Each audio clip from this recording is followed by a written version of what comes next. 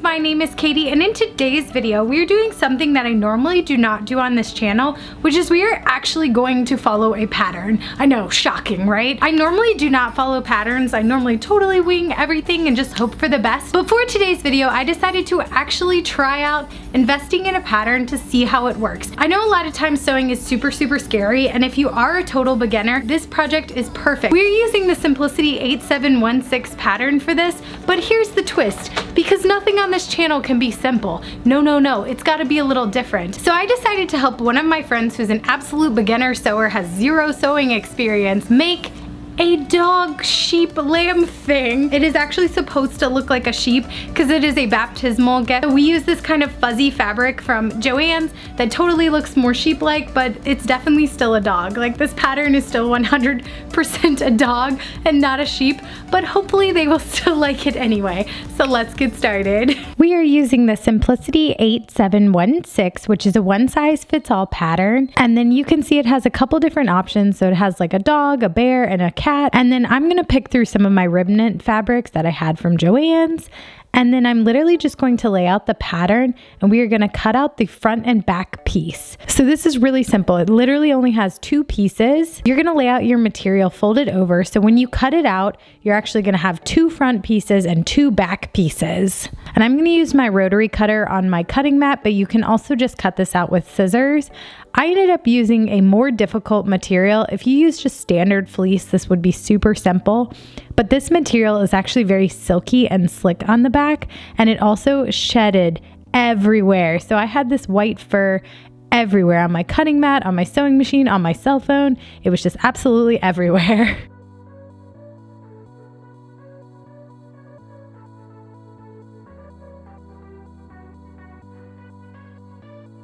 Once you're done cutting out the main pattern, you're then going to go back through and cut out the little darts, and I'm going to highlight them on the screen.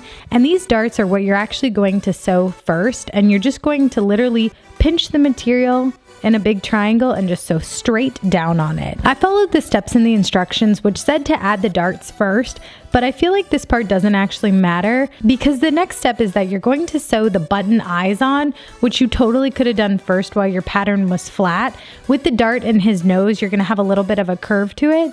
But you're then going to just take some matching thread, and I pulled buttons from my button jar that I just have tons and tons of buttons on, and I'm just going to hand sew the buttons on by just going in one hole and out the other and crisscrossing around. You definitely want to make sure you sew this on very strong, especially if you're giving it to a smaller child. In our case, we're giving it to a little 4-month-old, so you definitely want to make sure these eyes are hard for that baby to pull off of them. The next step is to sew the darts on the back side of your animal. You're actually not supposed to sew the feet darts until the very end, but I sewed them at the beginning, and I feel like it didn't really matter when you sew the back dart. Next, you will take the two front pieces and you're going to lay them together right sides, and then you'll pin all the way down the front seam of it. And then you're going to use a straight stitch all the way down, and I like to use the side of my presser foot as a guide all the way around to make sure that you're getting a nice even seam. For something like this, you definitely want to make sure that you leave a healthy seam so that none of the stuffing ends up pushing its way through. And here are the two front pieces now sewn together. You can see it now actually looks like a face,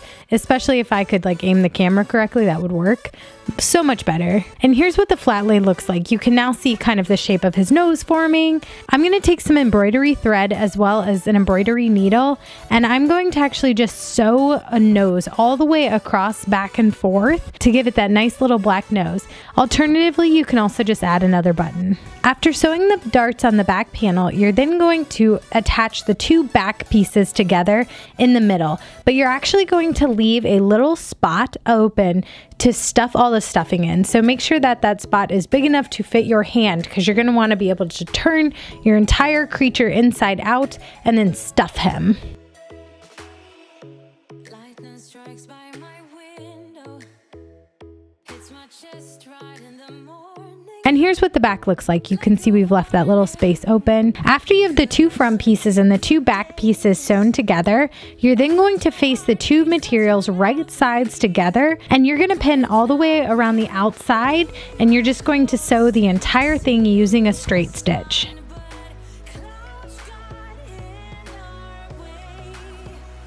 Again, make sure to leave a healthy seam allowance around the entire outside, or otherwise you might have to go back around and fix any spots that came undone. Because this material is so silky, we had a couple spots we had to go back around on. Once you have it sewn together, you're going to flip the entirety of him, and you're going to pull it out through that hole in the back, and you're just going to keep pulling till you get them all undone. Then next up for the stuffing, I normally use Walmart pillows because they're like $2. They're the cheapest way to get some good stuffing, and also they're pillow soft, so I always find this perfect. So I'm literally going to take my Walmart pillow and I'm just going to cut it straight open, and then I'm going to pull that batting out and stuff it in there slowly. You want to also make sure that you kind of shred it into small amounts, so that way you can really get in all the nooks and crannies without it having any kind of spots that are hard and stiff.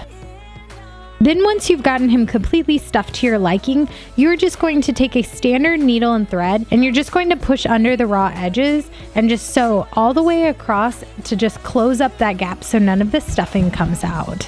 Now your lamb is complete. It is just time for those final touches.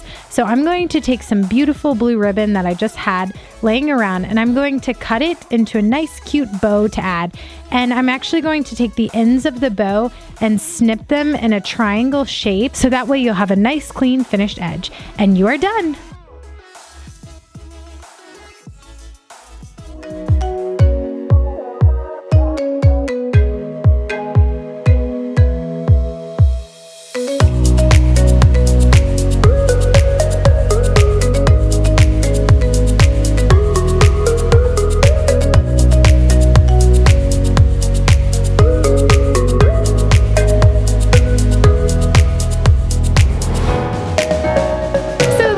The tutorial part of this. Obviously, I think this thing is absolutely adorable, even though it definitely does not look like a sheep and totally looks like a cute fuzzy dog. We added the blue ribbon because it's going to a little boy, so I thought that would be a really cute touch. And this thing is definitely a lot bigger than I realized. I know on the back of patterns they actually say how big animals are, but I never actually read these things. I'm impressed I made it through an entire pattern, because normally I give up and I'm like, I'm just gonna do whatever I want. But this pattern was super simple to make. We made this thing in I think 3 hours, and that includes the fact that I was helping someone who'd literally never sewn anything before. So for instance, on the eyes, I sewed one button on and he sewed the other one on. I mean, that is really impressive with how quick you can make this. And we did use kind of a difficult fabric. This stuff is super silky on the inside, but he is so soft and plushy. I'm not sure if you can tell in the video like how plushy this guy is. He is so freaking cute and so soft. And again, we were moving the cameras around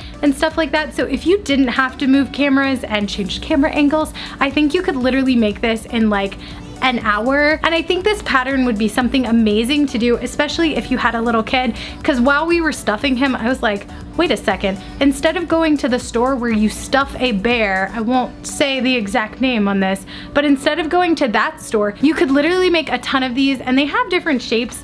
They have a bunch of different shapes, so you can make a bunch of them. And I use Walmart pillows to stuff all of mine. So seriously, these could cost you such little amounts of money, and you would have so many cute plushies instead of going to that place that charges a lot of money for the same effect in the end. And yeah, this, I mean, he's humongous. So if you guys are looking for a fun project, this would be great to make for like Christmas gifts, especially if you have someone little that you're teaching how to sew, and something great for like a rainy day to make this. I mean, this guy is pretty cute and awesome, so I would definitely recommend trying it. If you guys like this video, please give it a big thumbs up, and if you're not subscribed yet, hit the subscribe button down below. I hope you guys have a fantastic week, and I will see you in the next video. Bye!